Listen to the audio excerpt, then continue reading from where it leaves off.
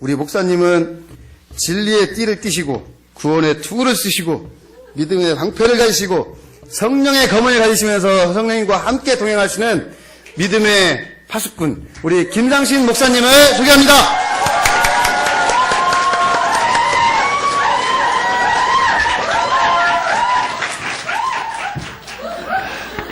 오늘 점심 메뉴가 좀 잘못된 것 같아요.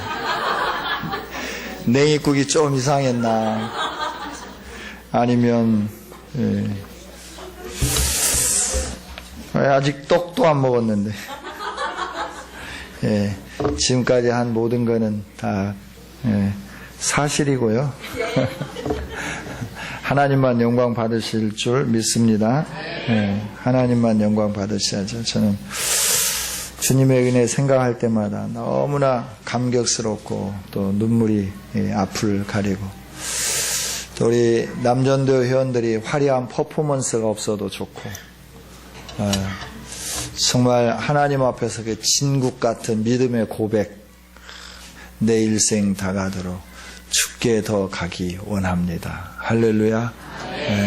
주님께 더 가까이 가면 우리가 주님께 미치게 되는 거죠.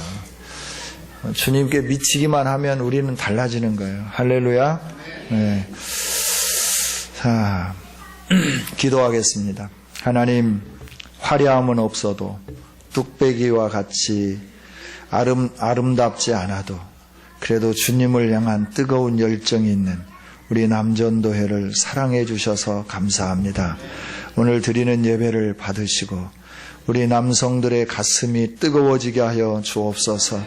이 시대에 하나님이 부르시는 귀중한 남성들이 되게 하여 주시고 우리 남전도회를 통하여 죽어져가는 남성들을 살려내는 아름다운 원동력이 되게 하여 주옵소서. 회장을 비롯하여 모든 임원들에게 은혜 베푸시고 또 함께 동참해야 하지만 동참하지 못한 우리 남전도회원들 마음을 붙잡아 주시며 하나님 은혜로 함께해 주옵소서. 오늘도 살아계신 말씀을 저희들이 사모하며 주님 앞에 엎드립니다. 주님 우리에게 찾아오셔서 말씀하시고 친히 가르쳐 주옵소서. 종을 붙잡으시고 성령의 두루마리를 입혀주시며 하나님의 장중에 붙으셔서 오직 진리의 말씀만 선포하게 하여 주옵소서. 예수님 이름으로 기도하옵나이다. 아멘. 아멘. 운동선수들이 유명한 선수가 되느냐 되지 못하느냐 또 젊은이들이 정말 훌륭한 사람이 되느냐 되지 않느냐 여기에 중요한 관건은 다른 데 있는 게 아니라 좋은 코치와 선생님을 만나느냐 만나지 못하느냐에 따라 달라지는 것 같습니다. 어린이들은 무한한 재능을 가지고 있습니다. 할렐루야. 안 믿으시는 것 같아요. 어린이들은 무한한 가능성과 재능을 가지고 있습니다. 단지 그 소질이 무엇인지 자기가 갖고 있는 가장 잘할 수 있는 것이 무엇인지 잘 몰라요. 그런데 이거를 발견하고 또 이거를 가르쳐주고 이걸 잘 활용할 수 있도록 북돋아주고 용기를 주고 그래서 재능을 잘 발휘할 수 있도록 지도해주는 선생님을 만난다고 하면 또 코치를 만난다고 하면 그 인생은 달라지게 되는 것이죠. 우리가 박지성 그러면 늘 학생이라고 하는 소리를 듣고 싶어 한다 그러잖아요. 산소탱크 뭐 별별 별명이 많지만 그가 축구를 할 때 아무도 알아주지 않았어요.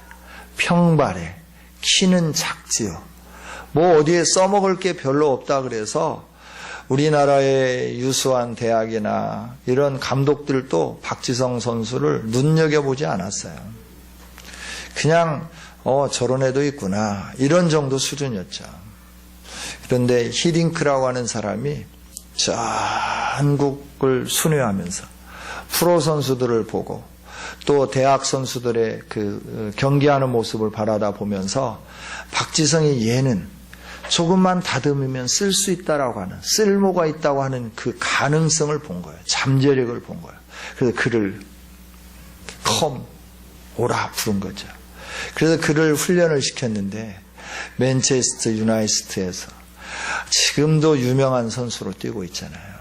그래서 그가 몇 골을 도왔는지 몇 골을 집어넣는지 화제가 되는 거예요. 그래서 그가 경기 끝나고 나면 평점이 7점이다 5점이다 6점이다 이러면서 막 인터넷상에 난리가 나는 거잖아요. 왜 그럴까요? 좋은 코치를 만남으로 그 인생이 바뀌어진 거예요. 그 인생이 새로워진 거예요. 거기에다 좋은 동료들을 만났어요. 그래서 그 인생이 예수님을 알게 된 거예요. 얼마나 아름다운 인생을 살고 있는지 모르죠. 그러죠. 세계 훌륭한 대가, 리더, 이 사람을 만나면, 그래서 그 사람에게 훈련을 받으면, 이런 기회가 주어지면 그 사람의 인생은 크게 바뀌어지는 거죠. 제가 아는 장로님 아들, 딸들이 다 음악을 해요.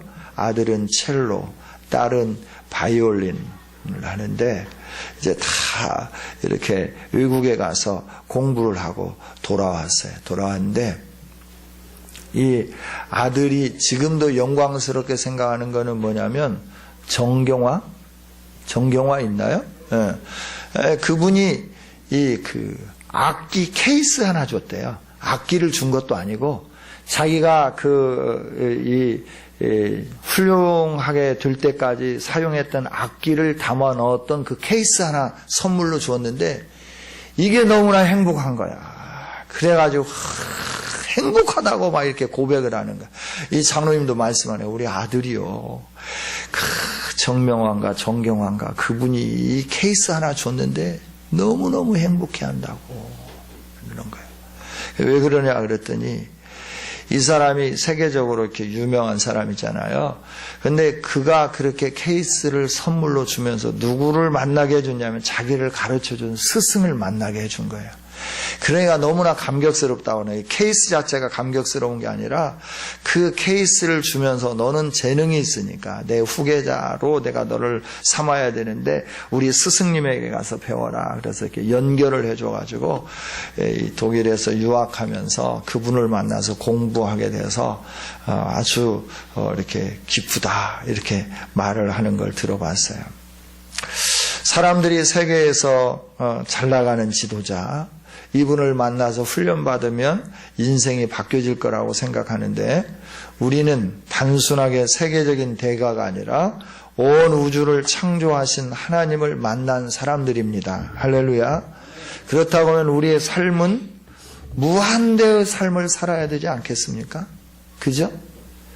우리가 만난 우리를 지도해 주시는 분은 세계의 어떤 그 한 분야의 명성을 알리는 그런 분이 아니라 우리를 지도해 주시고 우리를 코치해 주시고 우리를 인도해 주시고 우리의 인생을 이렇게 만들어 주시는 분은 어떤 분이냐 그러면 온 우주를 창조하신 하나님이시다라고 해요. 그 하나님을 만난 우리의 인생이 무한대의 삶으로 바뀌어지는 건 당연하지 않아요? 이것이 정상이죠. 이것이 정상이죠. 그렇죠? 네. 그런데 우리는 그렇게 살지 못하는 것 같아요. 왜 그럴까라고 하는 거예요. 왜 그럴까? 네?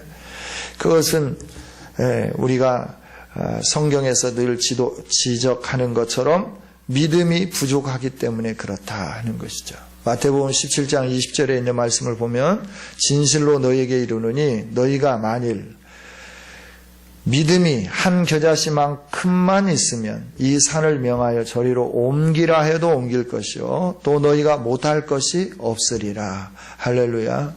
이 말씀은 우리가 온전한 믿음으로 나아가기만 한다고 하면 우리를 코치하시는 전능하신 하나님의 코치로 인하여 우리에게 불가능한 일이 없다라고 하는 말씀이에요. 믿습니까? 네. 그렇죠. 우리가 이렇게 불가능이 없는 사람들이 되기를 원하고 우리에게 이런 놀라운 역사를 이루시기 위해서 하나님이 코치해 주시는데 우리가 그 하나님을 믿지 못하니까 말씀대로 잘 듣지 않는 것 같아요. 그래서 내 마음대로 하는 거예요. 제가 운동을 몇 가지를 이렇게 해봤는데요. 우리가 탁구를 이렇게 배웠어요. 배웠는데 탁구를 처음 탁구 라켓을 잡고 탁구를 배울 때 제대로 배워야 되는데 처음에는 어떻게 배웠느냐 그러면 말 그대로 그냥 어깨너머로 보면서 그냥 이렇게 똑딱볼 친 거예요. 처음에 똑딱볼. 예? 네트를 넘기는 똑딱볼을 쳤어요. 한참 그렇게 치다 보니까 어떻게 되냐면 이제 상대가 이렇게 뭐 막 이렇게 빙글빙글 돌리는 스핀 공을 넣고 오잖아요. 그걸 받느라고 또 이렇게 나도 빙글빙글 돌리는 이거를 연습을 해가지고 어떻게 겨우겨우 게임을 하면 상대에게 지지 않을 이런 꼼수만 늘은 거죠. 예, 꼼수만 늘었어요. 그러다가 어느 날 이제 탁구 치는 모습을 보다가 선배 한 분이 야 그렇게 치는 게 아니야. 정상적으로 배워야지. 그래가지고 계속해서 시키는 게 뭐냐면 스매싱만 시키는 거야. 재미가 하나도 없어요. 이것만 계속 하니까. 그 다음에 이제 코트 연습만 시키는 거예요. 그 다음에 백핸드만 시키는 거예요. 그런데요, 이게 처음부터 그렇게 훈련을 했으면 어느 상황이든지 간에 그렇게 할 건데요. 이게 꼼수로 배우다가 정상적으로 배우니까 위기 때가 되면 어떻게 나오냐면 꼼수가 나오는 거예요. 꼼수가 나오니까 제대로 못하는 거야. 그래서 항상 지는 거예요. 그래서 선배를 내가 이길 것 같은데 쳐보면 지는 거예요. 왜 그러나 봤더니 기본기가 잘 되어 있어야 되는데 기본기가 안 된 데다가 그냥 꼼수만 늘어놓으니까 이게 안 되는 것 같더라라고 하는 것이죠. 여러분, 우리가 제대로 정상적으로 기초부터 튼튼하게 닦아나간다고 하면 우리의 믿음이 아름다운 믿음, 성공하는 믿음, 승리하는 믿음이 될 줄 믿습니다. 요즘 젊은이들은 뭔가에 몰두해요. 속되게 표현하면 미쳐서 사는 거예요. 요즘 스마트폰이 나와가지고 가족 간의 대화가 끊어졌다 그래요. 진짜 그런 것 같아요. 식당에 가서 이렇게 보면 가족들이 분명히 왔어요. 그런데 아무 말이 없어요. 음식이 나오는데 뭐 하나 보면 아빠도 안테나 뽑아놓고 TV 보고 있고 엄마도 그거 가지고 뭔가 하고 있고 애기들은 그것까지 열심히 게임하고 밥이 나왔는데도 불구하고 밥을 먹을 생각 않고 이러고 있는 거예요. 정말 몰두하고 있는 거예요. 야, 이거 정말 세상이 너무너무 이상한 세상이 되었다. 아, 가족끼리 밥을 먹으러 왔으면 오손도손 먹으면서 맛있다, 그지? 아빠 좀 잡숴봐요. 이렇게 좀 주고, 뭐, 이러면서 해야 되는데, 아빠는 이렇게 안테나 뽑아가지고 텔레비, DMB 보고, 엄마는 엄마대로 뭔가를 하고 있고, 애기들은 애기들대로 막 열심히 이렇게 하고 있고, 몰두해서 사는 거예요. 요즘에 젊은이들이 속되게 이렇게 게임에, 인터넷에, 영화에, 음악에, 또 뭐 여러 가지 운동에, 이렇게 몰두해서 살아가잖아요. 이게 몰두해서 사는 것을 가리켜서 미쳤다 그러죠. 거기에 아주 그냥 몰입해서 산다, 미쳤다 이렇게 말을 하는 것이죠. 그런데 이렇게 여러 가지 것에 몰두해서 사는 이 세상에 우리 그리스도인들이 하나님께 몰두해서 사는 사람은 별로 없는 것 같아요. 저와 여러분이 하나님께 한번 몰두하고 속된 말로 한번 하나님께 미쳐봤으면 좋겠어요. 할렐루야. 우리가 하나님께만 미치면 만사형통인데 하나님께 몰두하지 못하는 거예요. 하나님이 하시는 말씀은 이런 말씀이죠. 너희는 세상에 미쳐 살면서 왜 나에게는 미치지 못하느냐. 너희는 왜 세상에 몰두하면서 살아가면서 왜 나에게는 몰두하지 못하느냐. 이렇게 말씀을 하는 거죠. 여러분, 음악을 좋아하는 사람은 그 작곡가도 좋아해요. 스포츠를 좋아하는 사람은 감독도 좋아하는 거죠. 어느 팀을 좋아하면 그 팀의 감독도 좋아해요. 그림을 좋아하면 그 그림을 그린 작가를 좋아하게끔 되었다라고 하는 것이죠. 여러분, 사람들이 좋아하는 세상의 부귀, 영화, 지식, 물질 모두는 다 하나님의 작품인 줄 믿습니다. 그 작품을 좋아하면서 그 작가는 좋아하지 않는다는 거, 이거 뭔가 좀 문제 있잖아요. 그죠? 부귀는 좋아하면서 부귀를 만드신 하나님은 좋아하지 않는다. 지식은 좋아하면서 지식을 만드신 그 작품을 원래 만드신 하나님을 좋아하지 않는다라고 하는 것이죠. 여러분, 하나님은 우리에게 모든 것을 창조하셨어요. 그리고 우리에게 말씀하시는 거예요. 내가 이 모든 것들의 작가인데, 주인인데, 너희들이 세상의 이 권력, 지식, 돈, 명예 이런 것보다 이걸 너희들에게 허락하고 허용해 준 나를 더 사랑할 수 없느냐 이렇게 묻습니다. 너희들에게 돈이 있고 없고를 떠나서 지식이 있고 없고를 떠나서 내 앞에 좀 겸손할 수 없겠느냐라고 말씀하는 거예요. 이것이 오늘 스가랴를 통해서 우리에게 주시고자 하시는 말씀이에요. 스가랴가 1장에서부터 몇 장까지 되어 있죠?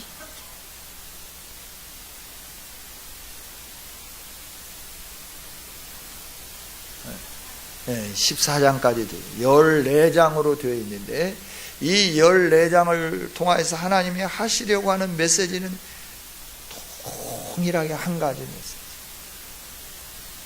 내가 모든 것의 주인이다. 나에게 네가 겸손히 좀 엎드릴 수 없겠느냐 이렇게 말씀하여 주시는 것이죠. 스가랴 선지자가 활동하던 시대는 유다 백성들이 바벨론에서 돌아온 직후부터 활동하기 시작했습니다. 바벨론의 포로로 잡혀가 있던 유다 백성들의 소원은, 꿈에도 소원은 예루살렘으로 돌아가는 거였습니다.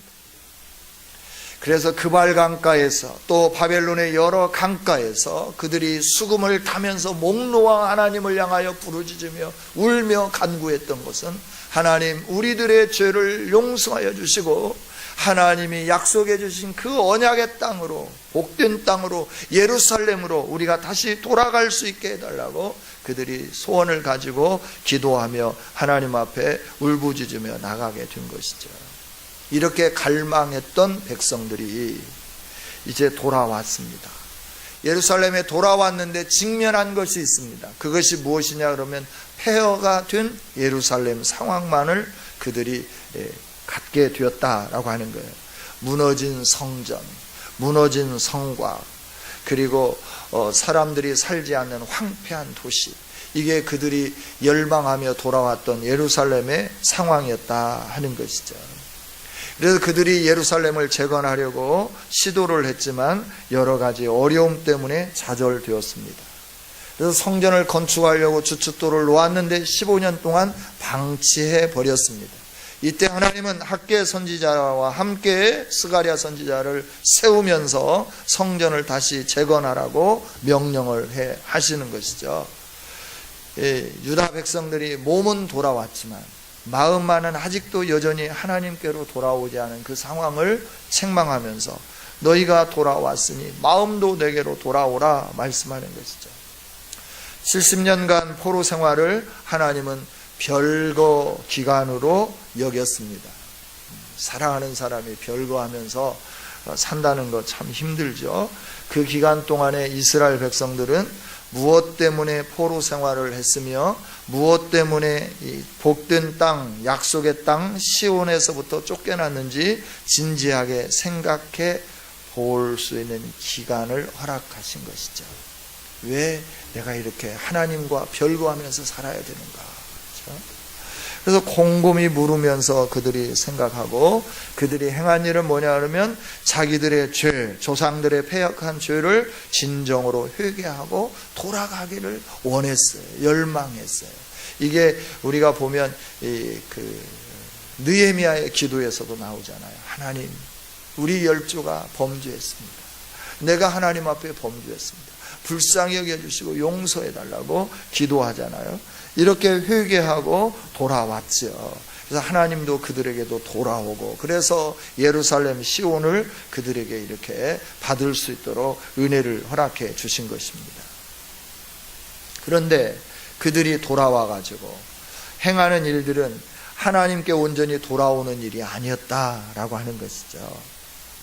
그래서 하나님은 온전히 돌아올 수 있도록 학개와 스가랴를 통해서 말씀을 전한 거죠. 다리오 왕 2년 8월 학개가 성전 재건을 촉구한 다리오 왕 2년 6월에서 2달이 지난 시기에 스가랴를 통해서 하나님의 말씀이 주어지기 시작한 거죠. 이거는 그들이 포로에서 돌아온 15년쯤 지난 때의 일입니다. 그들이 성전을 짓겠다고 돌아와서 열심을 냈습니다. 그런데 상황이 좀 잘 안 돌아가는 거예요. 어려움이 막 발생하는 거예요. 그러니까 어떻게 했느냐 하면 이런 핑계 저런 핑계를 대면서 성전 짓는 것을 15년 동안 그냥 방치해 두었다 하는 것이죠. 그랬을 때 하나님께서는 학개를 통하여 말씀하시는 거예요. 그들의 마음이 나약해지고 이기적이고 그리고 신앙의 실체가 이렇게 형편없게 드러난 기간, 이 15년, 그때 하나님이 말씀하시는 거죠. 학개를 통해서 성전을 재건하라고 강력하게 명령을 내리시는 거죠. 그리고 스가랴를 통해서 그 성전을 통해서 하나님이 이루실, 그 성전을 중심으로 이루실 하나님의 구원 계획이 무엇인가를 스가랴를 통해서 선포해 주시는 거예요. 학개는 좀 거칠어요. 어투가 막 투박하고, 그리고 굉장히 이렇게 막 이렇게 직격탄을 날리는 것 같은 그런 언어들을 많이 사용했어요. 우리가 건설 현장에 가면 건축할 때 이 건설 현장에서 일하시는 분들이 부드럽게 말하지 않잖아요. 아, 김 기사 망치 좀 가지고 오면 좋겠어, 이렇게 말하지 않잖아. 그거 찜통 들고 빨리빨리 좀 뛰어. 그 철근도 가져오고 말이야. 빨리빨리. 이런단 말이에요. 가지고 막 재촉하는 거예요. 막 이렇게 부드럽게 말하면 안 되는 거예요. 그러니까 이 학개는 골조를 세우는 건축가라고 하면 스가랴는 그 안에 아름답게, 이 인테리어는 인테리어가예요. 그러니까 스가랴 언어는 좀 부드러우면서도 아름다운 거예요. 그러나 학개는 좀 막 거칠고 막 투박하는 거예요. 막 말하는 거예요. 야, 너희들 봐봐봐. 너희들이 성전을 그만뒀을 때부터 지금까지 어떻게 잘 사는지 한번 봐봐봐. 너희들 느지만 잘 짓고 말이야. 하나님의 성전을 이렇게 방치해두고, 그러니까 너희들이 이렇게 망하고 못 사는 거야. 막 학개서는 이렇게 막 내려치는 거죠. 그런데 스가랴에서는 좀 부드러운 거예요. 내게로 돌아와. 내가 사랑해 줄게. 내게로 오면 나도 너에게로 갈게. 나 사랑한다. 뭐 이런 내용이 스가랴서가 많이 기록이 되어 있는 것이죠. 바벨론에서 돌아와서 성전 건축에 어려운 문제가 걸려 있었고, 또 그 성전을 건축하다 포기한 것은 경제적인 어려움, 외부의 방해, 이런 것들 뿐만 아니라 그들의 마음속에는 뭐가 있었느냐 하면 처음 성전의 그 아름다움을 듣고 들어서 알고 있는 거예요. 솔로몬 성전의 아름다움, 그 웅장함, 그 화려함, 이걸 그들이 보고 들었다라고 하는 것이죠. 그런데 자기들이 돌아와서 성전을 건축하려고 하는 그 성전은 솔로몬 성전에 비해서 터무니없이 형편없는 거예요. 아름다운 것도 떨어지는 거예요. 그때 그들의 마음속에 들은 생각은 뭐냐 그러면, 이렇게 형편없는 성전을 재건한들 하나님이 이곳에 임재하시겠느냐라고 하는 이런 불신의 마음이 그들 가운데 있었다라고 하는 거죠. 그래서 성전을 건축하는데 돈이 없어서도 못했고 방해가 있어서도 못했지만, 가장 중요한 것은 이 성전 안에 과거에 솔로몬에게 역사하셨던 하나님의 영광이 임할 수 있겠느냐라고 하는 이 불신이 팽배해 있기 때문에 그들이 하지 못했다라고 하는 것이죠. 그때 하나님 말씀하는 거예요. 내가 너희들이 보기에 초라하게 생각하는 이 성전을 중심으로 내 구원의 영광을 온 세계에 펼쳐 보이겠다. 그게 바로 너희들이 건축하는 성전이다. 자긍심을 가져라. 너희들이 믿음을 가지고 이 일들을 행해라 라고 선포하는 것이죠. 여러분, 혹시 현실적인 어려움 때문에 실망해서 오랫동안 중단하고 있는 하나님 나라의 비전은 없으십니까? 우리는 하나님의 구원을 좀 더 넓게 생각을 해야 돼요. 좁게 생각하며 실망하면 안 된다는 것이죠.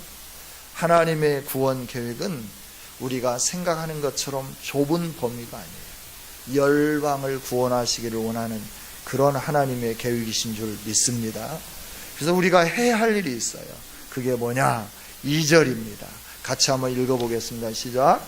여호와가 너희 조상들에게 심히 진노하였느니라. 아멘.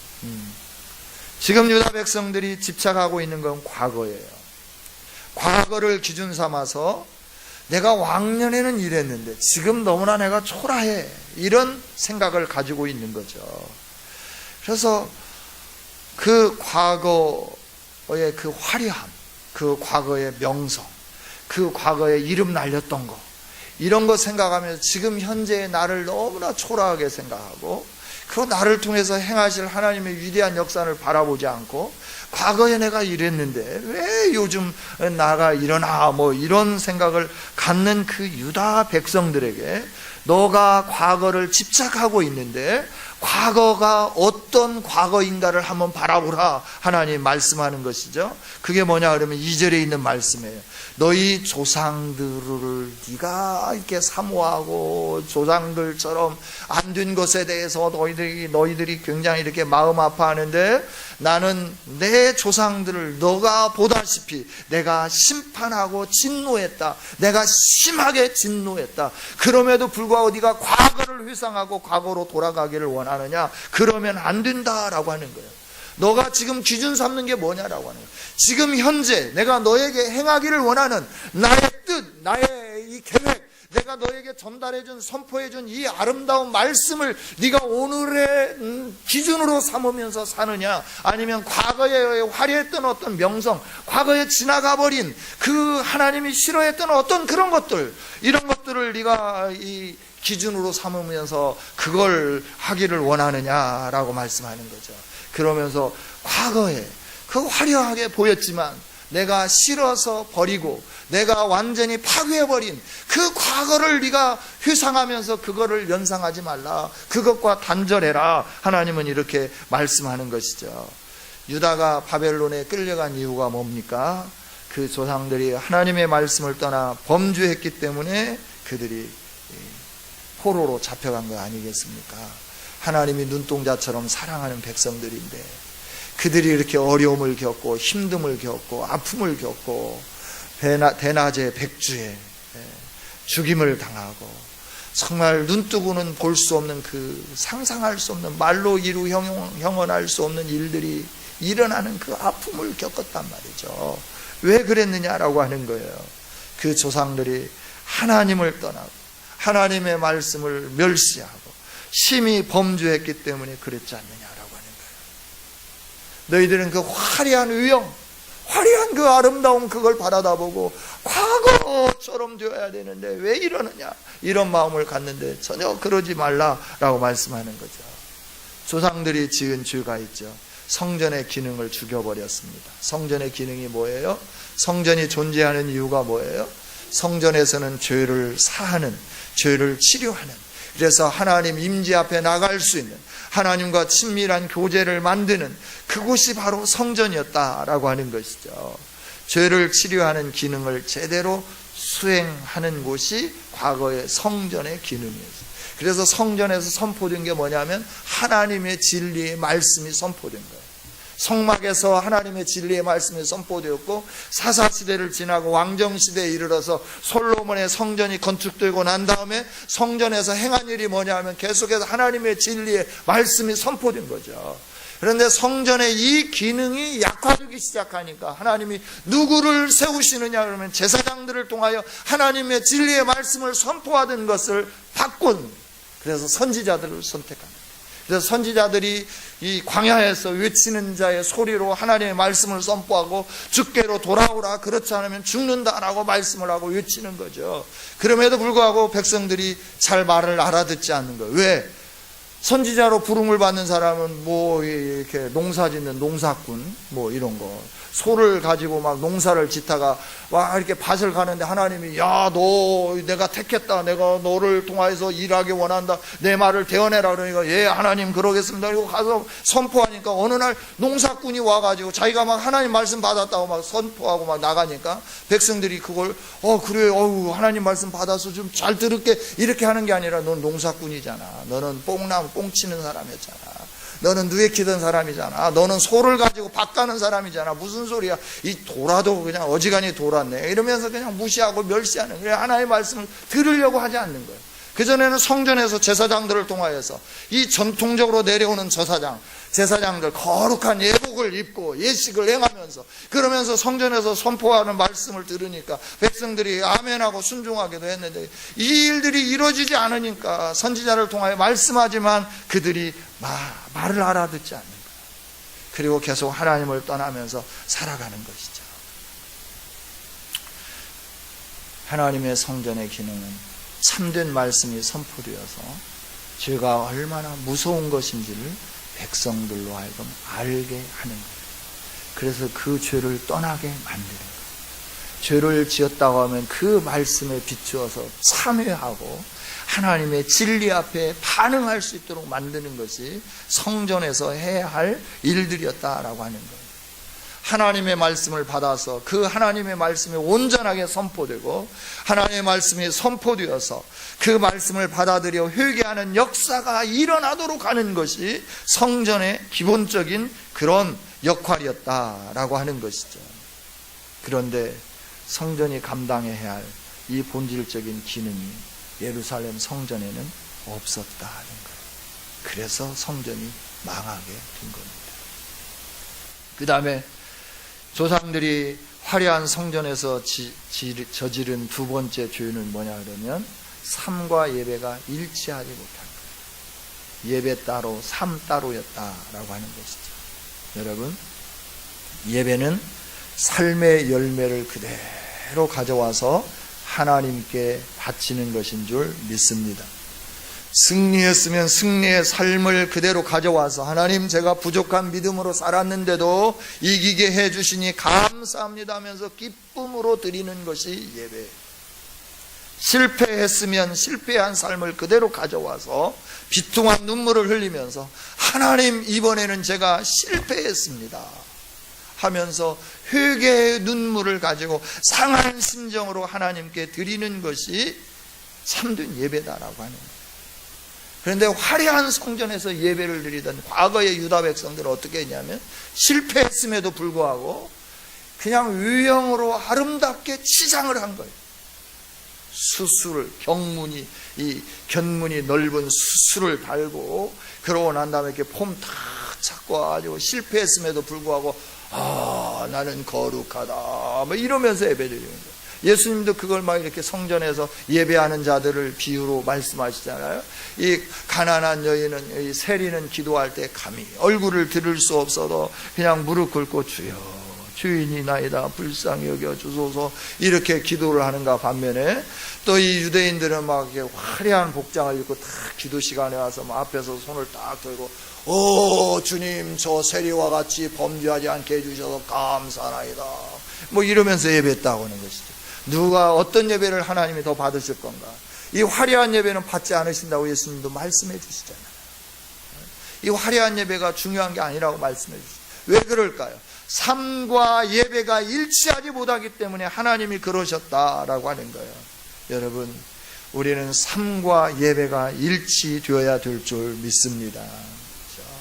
그래서 그 자신의 죄를 가지고 하나님 앞에 나와서 짐승에게 내 죄를 안수하고 그 짐승이 바락 떨면서 죽어가는 그 안타까운 모습을 바라다 보면서 가슴을 치고 통회하면서 주여, 이놈이 죄인입니다.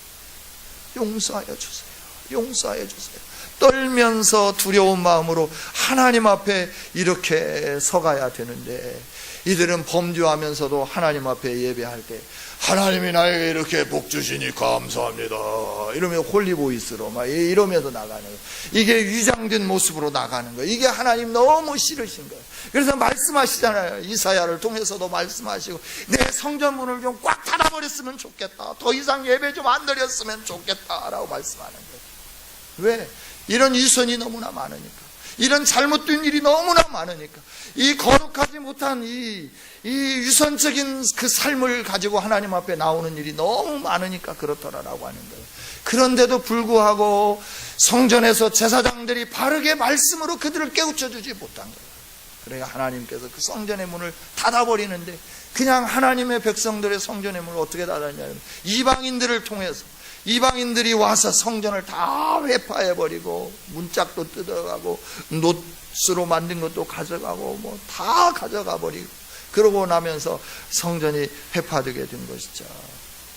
또 성전은 과거에는 하나님만 섬겼는데 우상을 섬기는 곳이 되어버렸잖아요. 솔로몬 시대 이후에 성전에서 아주 노골적으로 우상을 섬겼죠. 이것이 유다가 멸망된 치명적인 원인이지 않았어요? 여러분, 우리들이 해야 할 일이 있어요. 그게 뭐냐 그러면 정말 진리의 말씀 앞에 반응하는 삶을 사는 것인 줄 믿습니다. 믿음은 들음에서 납니다.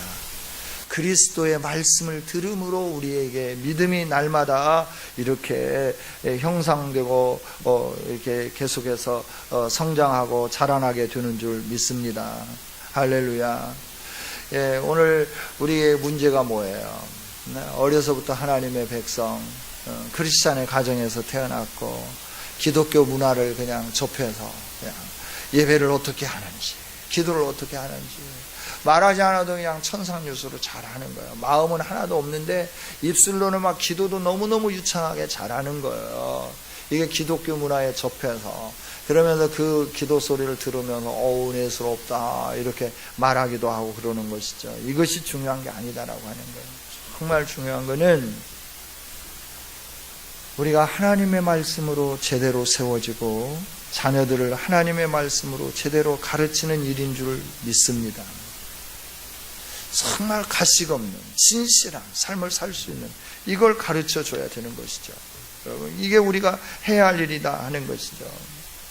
유아 세례도 받았고 어려서부터 교회도 다니고 또 예배 시간 되면 또 뭐 놀다가라도 와서 예배 드리고 하여튼 뭐 전심으로 드리든 어떻게 드리든 그러니까 이제 이 정도면 뭐 믿음이 좋겠지 뭐 괜찮겠지 이렇게 안일하게 생각하면 안 된다 하는 것이죠.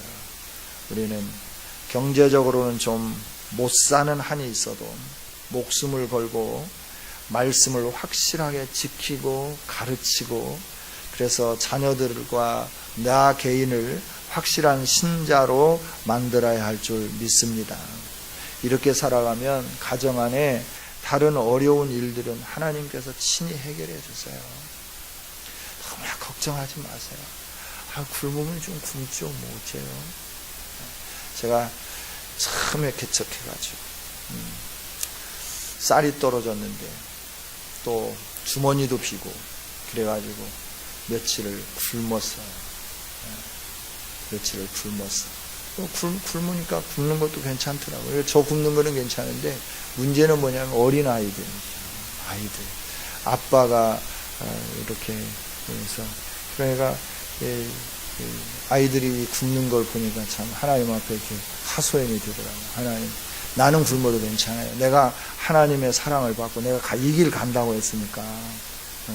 그래서 저 부인도 괜찮아요. 왜냐하면 나 따라왔으니까. 그러나 아이들은 무슨 죄예요? 아이들은 무슨 죄냐고. 하나님 좀 아이들을 긍휼히 여기셔서 좀 먹을 것 좀 주시라고.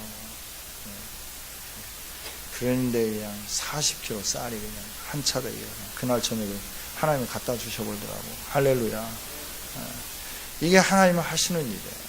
여러분, 정말 우리 하나님 얼마나 멋있는 하나님이십니까? 정말 우리가 해야 할 일은 뭐냐면 말씀으로 바르게 세우는 일. 말씀을 자녀들을 말씀으로 바르게 세우는 일이라고 하는 거예요. 유다 백성들이 바벨론에서 돌아와서 70년 동안 깨달은 바가 있겠지 하나님은 생각하셨고 조상들이 어떻게 하다가 망했는지 이제는 분명히 알았을 것이라고 하나님은 여기셨습니다. 그래서 하나님은 작지만 그렇지만 하나님의 성전을 지으라고 말씀을 했는데 이 백성들은 어떻게 했느냐 하면 유형을 따지면서 불평하면서 원망하면서 우리 조상들의 성전은 아름다웠는데 우리는 이 성전이 왜 이 모양이냐고. 그럴 때 하나님 말씀하는 거예요. 너희 조상들을 본받으려고 하지 마라. 그 화려함 그것도 중요하지만 정말 중요한 것은 너희 조상들과 같은 삶을 너의 열조의 삶을 본받으려고 하지 말아라. 본받으려고 하지 말아라. 정말 진실되게 예배하고 하나님 말씀 앞에 바르게 서가고 하나님이 말씀하시는 그것이 기준이 되어서 세상적인 화려함이 기준이 아니라 하나님의 말씀이 기준이 되어서 그 말씀을 가지고 살 수 있는 이런 사람이 되어라 라고 말씀을 하는 것이죠. 오늘 4절을 한번 읽어보겠습니다. 4절 같이 한번 읽어봅니다. 시작. 너희 조상들을 본받지 말라. 애적 선지자들이 그들에게 외쳐 이르되 만군의 여호와께서 이같이 말씀하시기를 너희가 악한 길 악한 행위를 떠나서 돌아오라 하셨다 하나 그들이 듣지 아니하고 내게 귀를 기울이지 아니하였느니라. 여호와의 말이니라. 아멘. 아멘. 그렇죠? 처음에 막 돌아와서부터 이들은 우상 숭배하지 않았습니다. 처음에는 정말 성전을 지으려고 했고 그래서 기초를 놓았습니다. 그러나 그들이 하나님이 원하시는 이 일보다는 자기의 삶에 이제 점점 더 우선순위를 두면서 그 일 앞에 이렇게 빠져들기 시작했죠. 학개서를 빌어서 말씀을 한다고 하면 자기 집을 지었어요. 그리고 농사를 짓는 일에 급급을 했어요. 그러면서 그들이 점점 하나님의 백성으로서 소중하게 여기고 목숨을 걸고 지켜야 할 말씀을 붙잡는 것에 대해서는 점점 약해지기 시작했다라고 하는 것이에요. 그래야 하나님에게 온전히 몰입해야 되는데 하나님에게 몰입하지 않고 점점 세상 것에 몰입하면서 나아가기 시작했다 하는 것이죠. 하나님은 신명기를 통해서 분명히 말씀하죠. 신명기 6장에서 쉐마 이스라엘아 들으라 라고 말씀하죠. 그러면서 하시는 말씀이 뭐예요? 내 마음과 뜻과 정성을 다하여 주 너희 하나님을 사랑하라 라고 말씀하죠. 마음을 다하고 성품을 다하고 뜻을 다하여 주 너희 하나님을 사랑하라. 이 말씀을 쉽게 표현하면 하나님이 하시는 말씀은 나에게 좀 미쳐라 라고 말씀하세요. 나에게 좀 미쳐다오 말씀하세요. 그러나 우리는 하나님께 잘 미치지 않습니다. 오히려 미친 것처럼 보일까 봐서 계산하고 주저하고 그래서 하나님에게 온전히 몰입하려고 하다가도 이 세상에 정신이 들어서 이렇게 뒤를 돌아다보고 아무도 따라오는 사람 없네 그러면서 다시 이 세상으로 가면서 적당하게 이렇게 하려고 하는 거예요. 여러분 하나님께 온전히 미쳐버리십시다. 할렐루야. 그렇죠? 그냥 남들 체면 보지 말고 그냥 기도할 때 그냥 좀 미친 듯이 부르짖으며 기도하면 안 되나요? 기도하다가 내 소리만 왜 이렇게 커? 다른 사람은 다 아무 말도 안 듣는데 나도 조용히 해야지. 그러다가 하나님 그냥 졸리니까 가겠습니다. 내일 또 보겠습니다. 안녕 빠이빠이 뭐 이러면서 가는 거예요. 이러시지 말라고요. 이러시지 말. 다른 사람은 어떻게 기도한다지 말 나는 좀 귀에 막 대굴대굴 굴면서 주여 좀 살려주세요. 뭐 이렇게 할 수 있는 거 아니에요? 막 주님 좀 문 좀 열어주세요. 뭐 이렇게 할 수 있는 거 알고 손바닥아 그냥 때려놨죠. 아무런 반응이 없는데. 여러분 좀 이렇게 좀 뭔가 좀 내가 하나님 앞에 몰입해 있는 상황으로 정말 하나님 앞에 이렇게 좀 기도하면서 나갈 수도 있고 찬양할 때도 좀 끼고 기뻐 뛰며 찬양할 뭐 이렇게 할 수도 있는 거 아니겠어요? 그죠? 체면이 좀 중요한 우리나라이기 때문에 이렇게 좀 그 위치의 포스에 따라서 이렇게 좀 성도들이 막 이 정도 하면 이제 좀 재직들 이 정도 하고 그다음에 좀 중재직은 이렇게 하고 좀 이제 목사 정도 포스가 되면 이렇게 하고 이러지 좀 말자고요. 이러지 좀 말자고. 정말 하나님 앞에 기뻐 뛰며 찬양하고 감격스럽게 찬양하고 정말 하나님 앞에 찬양할 때 어린아이처럼 찬양하는 이 아름다운 모습을 좀 가지면 얼마나 좋을까 생각을 해봅니다. 할렐루야 할렐루야. 그래서 뭔가에 미친 사람은 전혀 주변에 있는 사람을 개의치 않더라고요.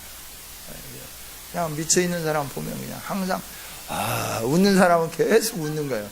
뭐라고 해도 막 항상 이래요. 하나님께 미치면 정말 하나님께 미치면 그렇죠?